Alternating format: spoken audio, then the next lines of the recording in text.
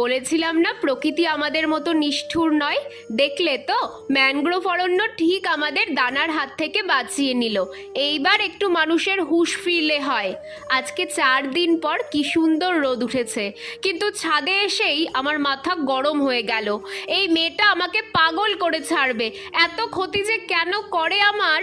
কি হয়েছে দেখো, শুধু আমি খেয়াল করেছি এমন নয়, ঋষিও দেখে বলছে। মুমু দেখো, রিমি আবার তোমার গাছ তুলেছে।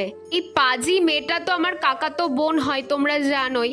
কদিন আগে আমার সাধের ড্রাগন গাছের ডাল কেটে বসিয়েছে, তাও কিছু বলিনি। আজ দেখছি আমার রেয়ার ভ্যারাইটির চন্দ্রমল্লিকার চারাগুলোর থেকে একটা চারা তুলে আবার ওই ড্রাগন গাছটা যেখানে বসিয়েছে সেখানেই লাগিয়েছে। মেয়েটা গাছের তো কোনো পরিচর্যা করেই না, খালি গাছগুলো নষ্ট করে। আজ দেখাবো ওকে মজা আমি। বলো তো কার ভালো লাগে নিজের শখের জিনিসগুলোকে নষ্ট হতে দেখতে?